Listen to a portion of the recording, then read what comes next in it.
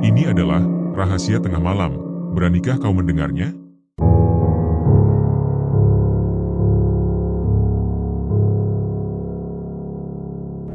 Pengalaman ini terjadi ketika aku bekerja di sebuah warung bakso.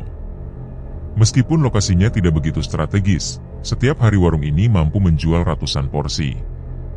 Hal tersebut tentu tak lepas dari campur tangan penglaris yang digunakan oleh pemiliknya. Aku adalah Suryo, lahir dan tumbuh besar di lereng salah satu gunung di Jawa Tengah. Desaku terletak di daerah paling ujung, di mana setelahnya tidak ada lagi desa lain. Suhu dingin selalu menyelimuti wilayah ini, dan sebagian besar penduduk, termasuk kedua orang tuaku, bekerja sebagai petani sayuran. Setelah menyelesaikan pendidikan SMP, aku terpaksa berhenti dan tidak melanjutkan ke jenjang SMA.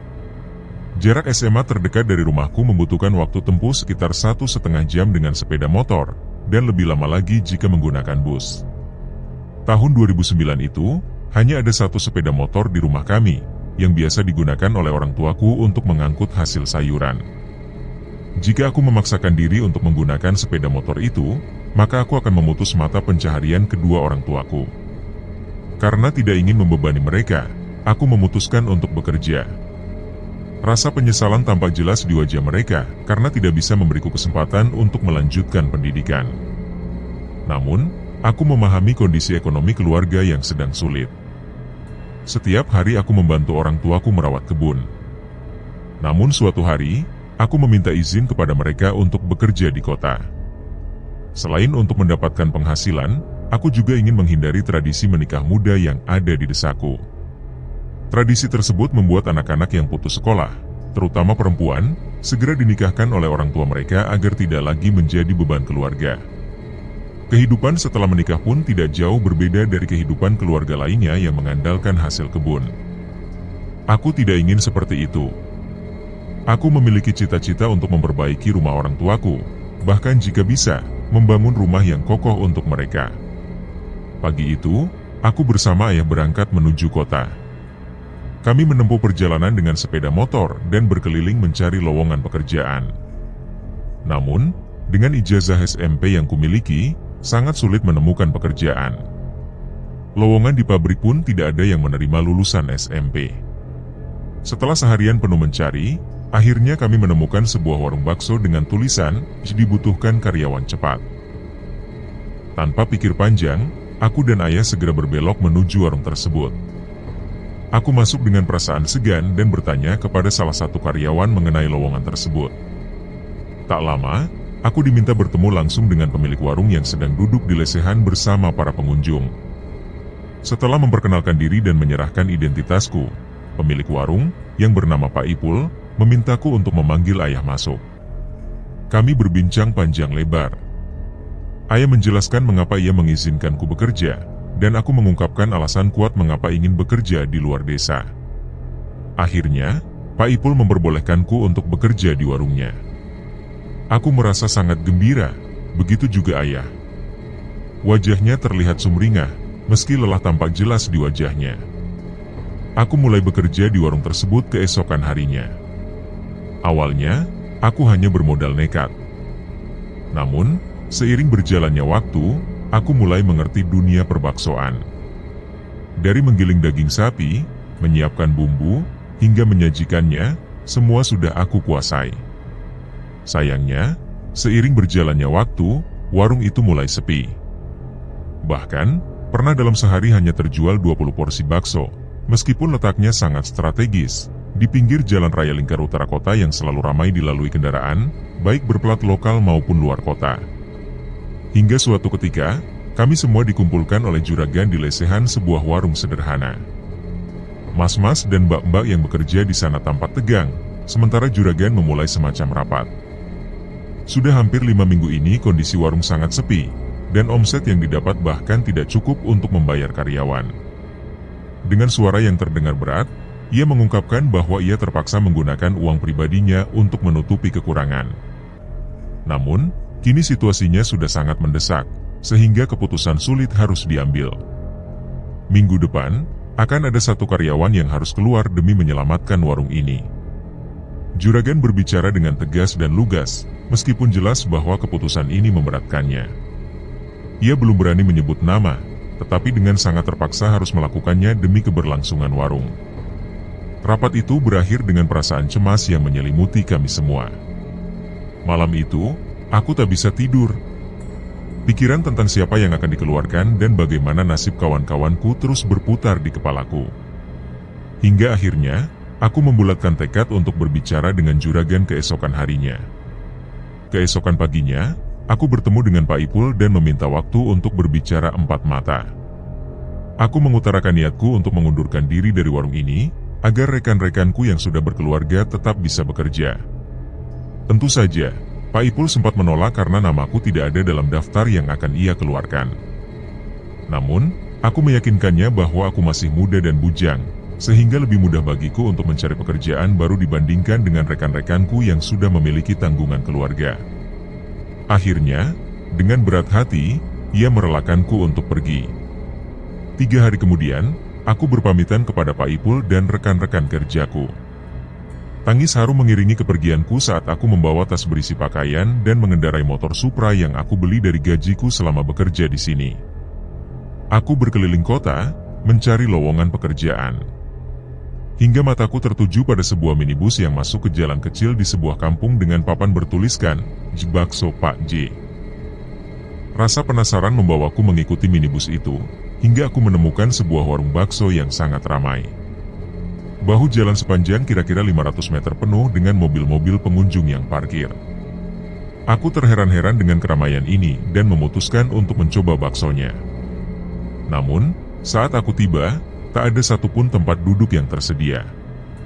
Aku harus menunggu beberapa saat sampai ada pembeli yang selesai makan. Warung bakso ini tampak sederhana, kecil, namun memanjang ke dalam. Di samping warung, terdapat rumah yang mungkin milik pemilik warung. Di antara warung dan rumah, terdapat area yang digunakan untuk keperluan warung, seperti mangkok, gelas, dan berbagai peralatan lainnya. Akhirnya, aku mendapatkan tempat duduk dan segera memesan seporsi bakso. Saat memakannya, aku merasa tak ada yang istimewa dari rasa bakso ini. Rasanya biasa saja, mirip dengan bakso yang dijual Pak Ipul. Setelah selesai makan, aku memberanikan diri bertanya kepada kasir apakah di sini ada lowongan pekerjaan. Kasir yang juga merangkap sebagai pelayan warung menanyai pengalamanku. Aku menjelaskan bahwa aku pernah bekerja di warung bakso selama 1 tahun dan mampu menangani berbagai pekerjaan, mulai dari menyajikan minuman, bersih-bersih, hingga melayani pelanggan. Pria itu memintaku menunggu hingga warung sepi untuk berbincang lebih lanjut. Aku menunggu hingga pukul 4 sore. Dan betapa terkejutnya aku melihat bahwa bakso di warung ini ludes terjual, bahkan beberapa pelanggan ditolak karena kehabisan. Keadaannya benar-benar berbanding terbalik dengan warung Pak Ipul yang sangat sepi. Setelah semua selesai, seorang pria bernama Pak Gogon, pemilik warung, menghampiriku. Bersamanya, ada istrinya, Bu Lastri, seorang wanita muda yang juga terlibat dalam usaha ini. Mereka mendengarkan ceritaku dengan penuh perhatian. Pak Gogon kemudian menawarkan pekerjaan kepadaku. Ia menjelaskan bahwa warung sedang ramai dan membutuhkan karyawan tambahan. Tugas utamaku nantinya adalah membantu apa saja yang diperlukan, terutama dalam mengantarkan pesanan ke pelanggan. Namun, bagian persiapan dan penyajian bakso tetap akan dipegang oleh Pak Gogon dan istrinya, karena mereka percaya bahwa tangan lain bisa mengubah cita rasa bakso yang mereka sajikan. Aku sedikit heran mendengar larangan untuk menyentuh bakso. Namun aku tak mempersoalkannya karena yang terpenting bagiku adalah mendapatkan pekerjaan baru. Aku juga menanyakan tentang tempat tinggal, dan Pak Gogon memberitahu bahwa ada kos-kosan murah di dekat sana. Mengenai gaji, ia menjelaskan bahwa jika dagangan habis, aku akan dibayar Rp100.000 per hari, namun jika tidak habis, aku akan menerima Rp80.000. Ini jelas mengejutkanku karena selama di warung Pak Ipul, aku hanya dibayar Rp56.000 sehari, meskipun bekerja dari subuh hingga malam. Setelah menyetujui tawaran tersebut, aku segera mencari kos-kosan yang disebutkan Pak Gogon dan beristirahat untuk mempersiapkan diri bekerja esok hari. Hari pertama bekerja, aku mulai bisa beradaptasi dengan lingkungan baru. Namun, ada satu hal yang membuatku penasaran, yaitu dapur tempat pembuatan bakso. Dapur itu terletak di bagian belakang dan tertutup rapat. Di pintunya tertulis jelas bahwa selain Pak Gogon dan Bu Lastri, tidak ada yang boleh masuk. Ini membuatku bertanya-tanya, kenapa dapur tersebut begitu dirahasiakan. Area penyajian bakso pun cukup terisolasi, hanya Pak Gogon dan istrinya yang boleh masuk untuk menyiapkan bakso. Kami para karyawan hanya bertugas mengantarkan mangkok-mangkok bakso ke pelanggan. Hal ini tentu menimbulkan rasa penasaran dalam diriku, tetapi aku menahan diri untuk tidak mencari tahu lebih jauh. Sebagai karyawan baru, aku harus berhati-hati agar tidak melanggar aturan dan tetap menjaga posisiku di warung ini. Hari pertama aku bekerja di warung bakso itu meninggalkan kesan yang sulit dilupakan. Suasana begitu sibuk, dengan pengunjung yang datang silih berganti, membuatku terus bergerak tanpa henti. Rasanya seperti tidak ada waktu bagi kakiku untuk beristirahat, mondar-mandir menyajikan pesanan para pelanggan. Yang membuatku semakin terkejut, warung ini mampu menjual hingga 45 kg gilingan bakso dalam sehari. Angka yang luar biasa jika dibandingkan dengan warung bakso Pak Ipul yang hanya mampu menjual 5 kg sehari, itu pun sering masih bersisa. Padahal, warung Pak Ipul berada di lokasi strategis di pinggir jalan raya, sementara warung tempatku bekerja tersembunyi di tengah perkampungan yang jauh dari keramaian. Angka tersebut membuatku bertanya-tanya apa yang sebenarnya menjadi rahasia kesuksesan warung ini, karena dari rasa baksonya, menurutku, tidak ada yang istimewa. Selama sebulan bekerja di sana, tubuhku mulai beradaptasi. Otot betisku terasa semakin kuat karena hampir 10 jam setiap hari digunakan untuk bergerak tanpa henti. Hingga suatu hari, saat aku mencuci mangkuk-mangkuk kotor di bagian belakang warung, sesuatu menarik perhatianku. Tanpa sengaja, aku melihat isi dapur tempat bakso itu dibuat. Pak Gogon, pemilik warung, terlihat membawa panci besar yang berisi kuah bakso. Saat pintu tertutup sebagian, aku mengintip dan melihat sesuatu yang mengejutkan. Di dapur yang remang-remang dengan cahaya tungku kayu sebagai satu-satunya penerangan, terlihat Mbak Lastri, istri Pak Gogon, sedang mengangkat sesuatu dari panci besar itu. Ia memeras benda tersebut hingga cairan menetes, lalu menyampirkannya di pundaknya. Ketika Pak Gogon menyadari keberadaanku, ia segera menutup pintu dapur dengan tergesa-gesa, lalu melirikku tajam. Aku merasa tidak enak dan buru-buru kembali fokus pada cucian di tanganku. Kejadian itu membuatku gelisah, tetapi aku mencoba mengabaikannya. Hari itu, warung begitu ramai hingga tutup lebih awal. Aku memutuskan untuk membawa beberapa porsi bakso pulang sebagai oleh-oleh untuk keluargaku.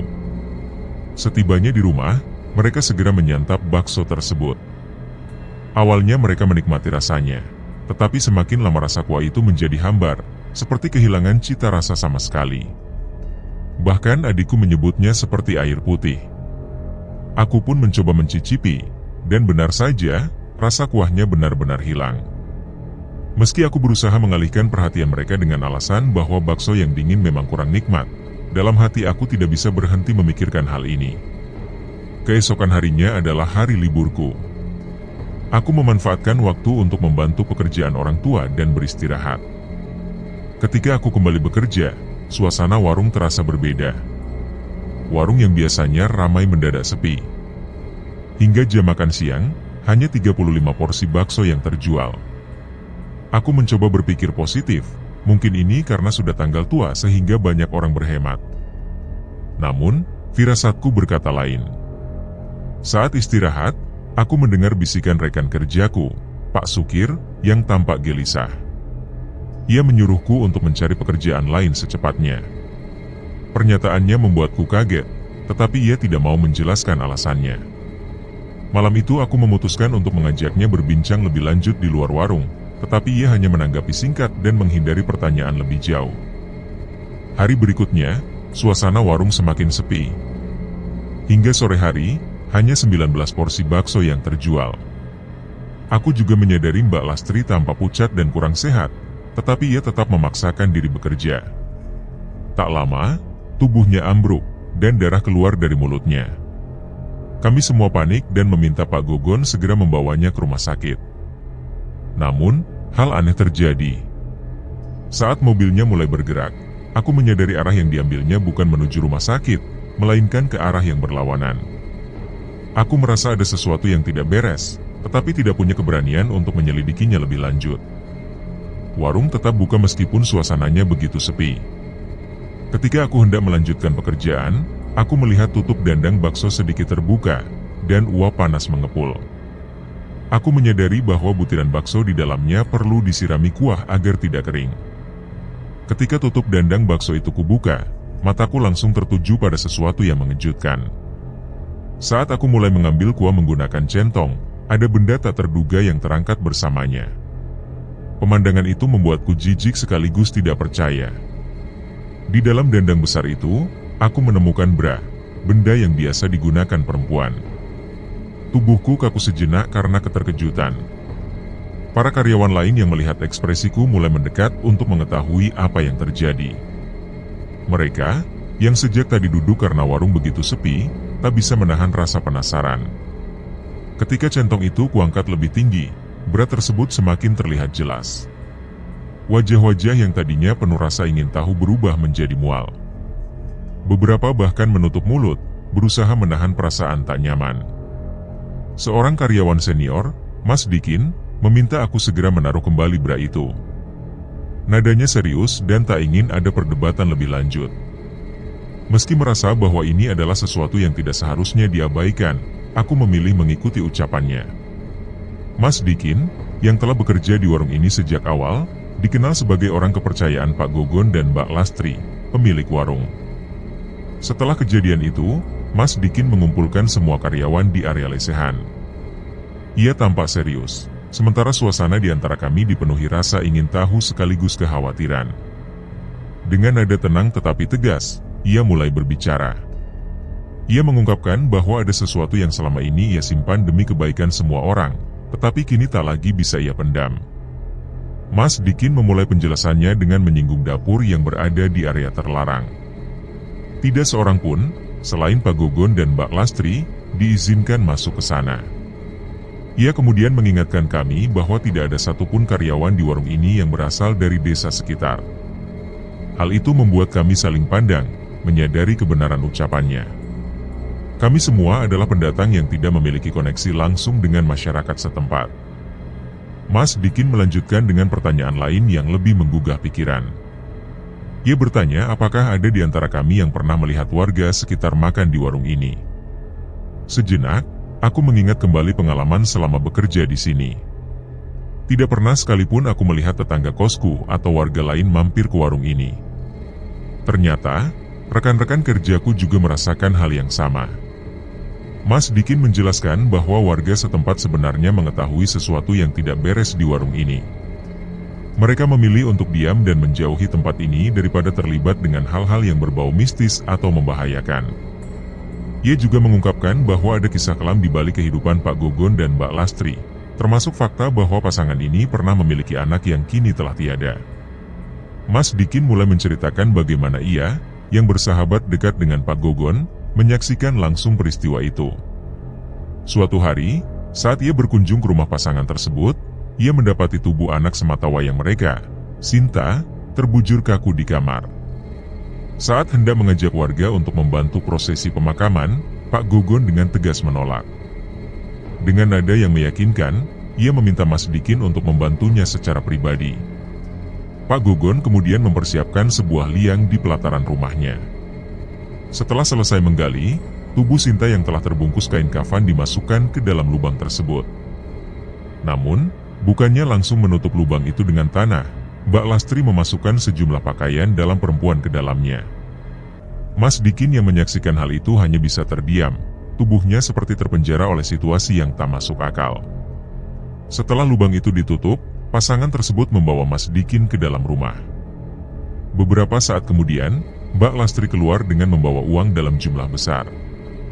Uang itu diberikan kepada Mas Dikin sebagai bentuk terima kasih karena telah membantu mereka.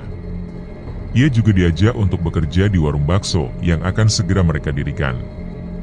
Iming-iming gaji yang jauh lebih besar membuat Mas Dikin tak kuasa menolak tawaran itu, meski ia menyadari bahwa ada sesuatu yang salah di baliknya.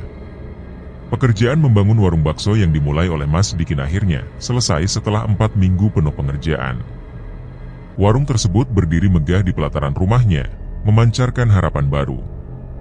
Tak butuh waktu lama, warung ini menjadi ramai oleh pengunjung, bahkan hingga menarik perhatian orang dari luar kota. Suasana warung selalu penuh sesak, mencerminkan kesuksesan yang luar biasa. Namun, kisah di balik kemegahan ini menyimpan kengerian yang tak pernah terbayangkan. Mas Dikin melanjutkan ceritanya dengan suasana yang serius. Ia mengungkapkan bagaimana warung ini dibangun, menyelipkan detail-detail yang membuat kami bergidik.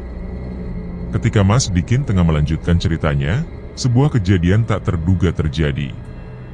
Salah satu dari kami melihat sesuatu mengintip dari balik daun pintu. Sosok itu terlihat seperti pocong, menatap dengan mata kosong dari celah pintu yang sedikit terbuka. Rasa takut menyelimuti kami. Sosok itu perlahan bergerak, lalu menghilang begitu saja. Kami yang masih penasaran mendekati pintu tersebut dengan hati-hati. Ketika pintu dapur dibuka, kami melihat pemandangan yang tak akan pernah kami lupakan. Di dalam ruangan yang gelap, banyak berat tergantung seperti jemuran, tetapi semua penuh dengan lemak daging sapi. Pemandangan ini semakin mencekam ketika kami membuka dandang besar yang ada di tengah ruangan. Isinya benar-benar di luar nalar, bera-bera itu ternyata dimasak bersama kuah bakso. Bau anyir bercampur dengan aroma kuah memenuhi udara, menambah rasa jijik dan takut yang kami rasakan. Ketegangan belum berakhir. Saat kami masih menatap isi dandang dengan rasa tak percaya, suara pelan terdengar dari belakang.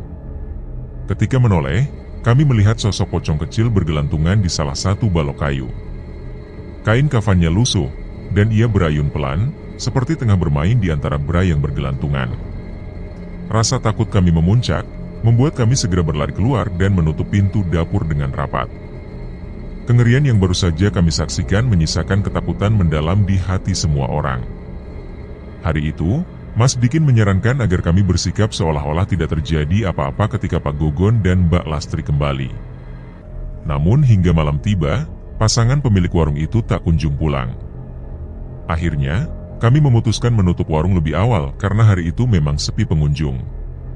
Keesokan paginya, ketika para karyawan kembali ke warung, mereka mendapati Mbak Lastri terbaring lemah di kamar. Tubuhnya hanya tinggal tulang dan kulit, tampak seperti seseorang yang kelaparan parah. Kondisinya sangat bertolak belakang dengan citra pasangan yang selama ini dikenal sukses dan memiliki kekayaan melimpah. Hari itu, warung diliburkan. Para karyawan hanya membersihkan area warung sambil mencoba melupakan kejadian mengerikan yang mereka alami sebelumnya. Di tengah suasana yang suram, Mas Dikin mengajak salah satu karyawan untuk pergi ke sebuah tempat. Dengan menaiki motor, mereka melaju ke arah yang cukup jauh. Perjalanan itu membawa mereka ke sebuah rumah joglo khas Jawa yang tampak asri dan menenangkan. Rumah itu dikelilingi pohon-pohon rindang, termasuk sebuah pohon mangga besar di halaman depan. Di sana, mereka bertemu dengan seorang kiai bernama Kiai Zuri. Mas Dikin menjelaskan semua kejadian di warung kepada beliau, termasuk maksud kedatangannya untuk meminta bantuan membersihkan warung dari hal-hal gaib yang selama ini menghantuinya. Kiai Zuri mendengarkan cerita Mas Dikin dengan seksama. Ia menegaskan bahwa usaha seperti ini, jika memang melibatkan hal-hal yang tidak benar, harus dihentikan. Beliau menyarankan agar semua karyawan hadir malam itu di rumah Pak Gogon untuk ikut menjalani proses pembersihan spiritual. Kiai Zuri berjanji akan datang setelah salat Isya bersama beberapa orang lain untuk membantu. Malam harinya, semua karyawan berkumpul di rumah Pak Gogon. Tepat setelah salat Isya, Kiai Zuri tiba bersama beberapa orang yang tampak membawa perlengkapan ritual. Suasana rumah semakin mencekam ketika tiba-tiba terdengar teriakan dari dalam kamar. Suara itu berasal dari Mbak Lastri. Teriakannya mengandung nada ancaman dan ketakutan yang bercampur menjadi satu. Dari ruang tamu, para karyawan hanya bisa mendengar dan melihat dari kejauhan. Ketika Kiai Zuri mendekati kamar, suara dari dalam semakin keras. Mbak Lastri, yang sebelumnya lemah tak berdaya, tampak berubah menjadi sosok lain. Suara yang keluar dari mulutnya terdengar serak dan besar, seperti bukan berasal dari manusia. Sosok itu berbicara mengenai kekayaan dan tumbal yang telah diberikan. Sosok tersebut mengancam akan mengambil nyawa seseorang di rumah itu sebagai permaisuri. Kiai Zuri memulai proses pembacaan doa dengan tenang namun tegas. para karyawan diminta membaca surah Yasin di ruang tamu, sementara Kiai Zuri menangani Mbak Lastri di dalam kamar. Doa-doa dilantunkan dengan penuh kehusyukan, sementara suasana mencekam terus menyelimuti rumah tersebut. Dari celah pintu, para karyawan melihat Kiai Zuri menunjuk Mbak Lastri sambil membaca doa, sesekali mengusap dengan gerakan lembut namun penuh kekuatan. Kejadian berikutnya menjadi begitu mengerikan. Para karyawan, termasuk aku, melihat sesuatu yang mustahil terjadi. Mbak Lastri merayap di dinding seperti seekor cicak. Pemandangan itu membuatku terperanjat dan refleks merapatkan tubuhku ke punggung Pak Anton yang berdiri di dekatku. Suara teriakan Mbak Lastri semakin nyaring, beradu dengan lantunan surat Yasin yang dibacakan dengan keras oleh Kiai Zuri. Saat Kiai Zuri memegang kepala Mbak Lastri, tubuhnya langsung terkapar tak berdaya di lantai. Setelah suasana mulai terkendali, Kiai Zuri meminta kami untuk membantu mengangkat tubuh Mbak Lastri kembali ke ranjang. Ketika aku melangkah masuk ke kamar untuk membantu, mataku menangkap sesuatu yang mengejutkan. Dinding kamar penuh dengan bekas cakaran, jejak yang merusak hampir seluruh permukaannya. Bahkan lantai semen yang keras pun memiliki bekas-bekas cakaran yang sama. Setelah Mbak Lastri diletakkan di ranjang, kami semua berkumpul di ruang tamu untuk mendengar penjelasan dari Kiai Zuri. Pak Gogon menangis tersedu-sedu, mengisyaratkan penyesalan yang mendalam. Ia tampak begitu terpukul dan ketakutan akan kehilangan orang yang ia cintai. Dengan suara penuh emosi, ia mulai menceritakan asal mula dari semua kekacauan ini. Pak Gogon mengungkapkan bahwa dulunya ia hidup dalam kondisi ekonomi yang sangat memprihatinkan. Keuntungan dari usaha baksonya tidak seberapa, bahkan untuk sekadar makan saja seringkali harus berhutang. Suatu hari, seorang pelanggan datang ke warungnya. Dalam perbincangan, ia tanpa sengaja menceritakan kesulitan hidup yang ia alami. Pelanggan itu menyarankan sesuatu yang tak pernah terpikirkan sebelumnya, melakukan pesugihan di suatu tempat. Pada saat yang sama, anak sematawayang Pak Gogon, Sinta, jatuh sakit. Ia terserang muntaber yang tak kunjung sembuh. Setiap hari kondisi Sinta semakin melemah, dan Pak Gogon merasa tak berdaya karena tidak mampu membawanya ke dokter. Rasa putus asa itu membuatnya teringat pada saran pelanggan tersebut. Dengan suara berat, Pak Gogon melanjutkan ceritanya.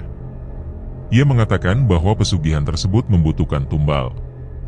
Perdebatan besar terjadi antara dirinya dan istrinya. Awalnya, istrinya tidak menyetujui rencana itu, tetapi keadaan yang semakin terdesak membuat mereka akhirnya sepakat. Mereka memutuskan untuk menjadikan Sinta, anak yang mereka cintai, sebagai tumbal. Pak Gogon dan istrinya mendatangi seorang dukun yang mengatur ritual pesugihan itu. Anak mereka, Sinta, dijadikan persembahan. Dukun tersebut memberikan kain kafan yang harus digunakan untuk membungkus tubuh anak mereka. Setelah dikafani, jasad Sinta dikubur di bawah tempat mereka berjualan bersama beberapa bra yang disediakan oleh istrinya. Ritual itu diselesaikan dengan instruksi untuk merendam bra-bra tersebut bersama kuah bakso sebagai bagian dari penguat pesugihan. Setelah ritual itu dilakukan, warung bakso Pak Gogon mulai ramai oleh pelanggan. Setiap hari, keuntungan mengalir deras, tetapi itu tidak bertahan lama. Genderuwo yang menjadi perantara pesugihan mulai menuntut tumbal tambahan. Namun, permintaan itu diabaikan oleh Pak Gogon dan istrinya, hingga akhirnya istrinya ditunggangi oleh makhluk tersebut. Malam itu, Kiai Zuri meminta izin untuk melihat area di belakang rumah. Bersama beberapa orang, beliau berjalan menuju dapur, area yang selama ini dilarang untuk dimasuki oleh para karyawan.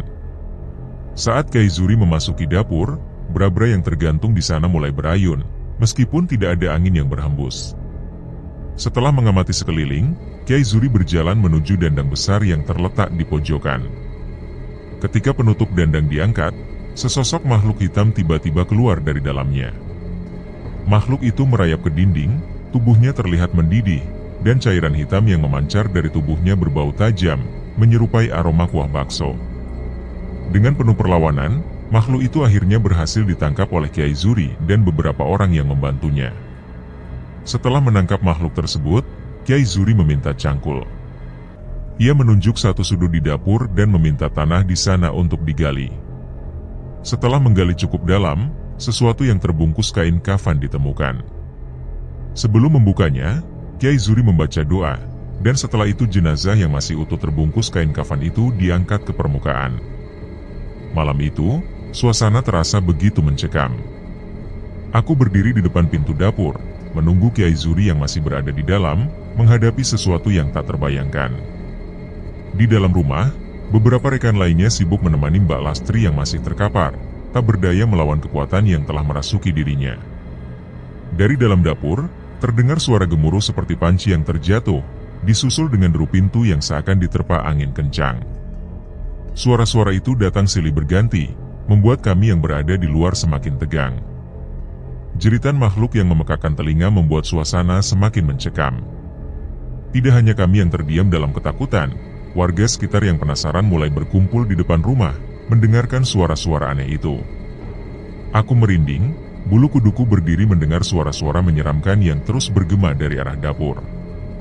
Namun, tak lama kemudian, semua menjadi hening. Tak ada lagi suara, tak ada lagi gemuruh, dan hanya kesunyian yang tersisa. Tiba-tiba, pintu dapur terbuka, dan Kiai Zuri keluar sambil membopong sesosok pocong kecil. Wajahnya terlihat lelah, namun tetap tenang. Beliau kemudian meminta agar sebuah lubang digali di halaman depan rumah, serta meminta seseorang untuk membeli bunga setaman. Aku dan Pak Harun segera mengambil cangkul, lalu mulai menggali lubang seperti yang diperintahkan. Sementara itu, Mas Dikin pergi membeli bunga setaman ke pasar terdekat. Ketika lubang selesai digali dan bunga telah tersedia, Pak Gogon membawa pocong kecil itu ke arah kami. Berat tubuh pocong itu sangat ringan, mungkin tidak lebih dari 2 kilogram. Aku dan Pak Harun menerima jenazah kecil itu dengan hati-hati, lalu meletakkannya di liang lahat. Perlahan, kami menutup jenazah itu dengan tanah, lalu menaburkan bunga setaman di atasnya. Meski semua terasa suram, ada rasa lega setelah prosesi tersebut selesai. Setelah jenazah dikuburkan, Kiai Zuri bersama beberapa rekannya berkumpul di ruang tamu untuk memanjatkan doa. Aku hanya bisa mendengar sayup-sayup suara doa yang dilantunkan dengan penuh hikmat. Malam itu, sekitar pukul 12, semuanya selesai. Kiai Zuri dan rombongannya berpamitan untuk pulang. Sebelum pergi, beliau menyampaikan pesan penting kepada Pak Gogon, bahwa warung dan dapur harus dibongkar hingga ke pondasinya. Pesan itu diterima dengan penuh kesungguhan oleh Pak Gogon, yang tidak ingin kehilangan orang-orang yang ia cintai lagi. Keesokan paginya, aku datang seperti biasa ke warung. Namun, pemandangan di sana sudah berbeda. Pak Gogon telah mengumpulkan semua karyawan dan menyampaikan permohonan maafnya. Ia mengakui segala kesalahannya karena telah mempekerjakan kami di tempat yang ia sebut sebagai tempat hina. Ia juga berterima kasih atas semua bantuan kami selama ini, terutama atas bantuan di malam sebelumnya. Dengan kepala tertunduk, Pak Gogon mengumumkan bahwa hari itu adalah hari terakhir kami bekerja. Tugas terakhir kami adalah membongkar seluruh warung dan dapur. Tidak ada satupun dari kami yang keberatan. Meski warung ini menggunakan pesugihan, aku pribadi merasa bersyukur atas ilmu dan pengalaman yang kudapat selama bekerja di sana. Sepanjang hari, kami membongkar warung hingga tak ada satu bagian pun yang tersisa. Pondasi pun dihancurkan keesokan harinya. Tidak ada warga sekitar yang membantu, mungkin karena takut atau enggan terlibat dengan warung yang diketahui menggunakan penglaris. Untungnya, puing-puing bangunan diterima oleh seorang warga yang membutuhkan untuk menguruk tanah di rumahnya. Setelah semua selesai, Pak Gogon membagikan pesangon kepada kami. Masing-masing dari kami menerima 10 juta rupiah. Dalam pesannya, ia meminta maaf jika uang itu dianggap haram, namun ia menyerahkan sepenuhnya kepada Tuhan untuk menilai. Di akhir hari, kami semua berpamitan dan saling berjabat tangan. Mbak Lastri, meskipun kondisinya belum pulih sepenuhnya, mulai menunjukkan tanda-tanda pemulihan. Wajahnya yang sebelumnya pucat kini mulai tampak lebih sehat. Aku turut bahagia melihat perubahan itu. Beberapa waktu setelah kejadian tersebut, kabar yang kudengar tentang Pak Gogon adalah bahwa ia kini bekerja sebagai tukang sapu jalanan. Mbak Lastri tetap di rumah, menjaga 2 anak kembarnya.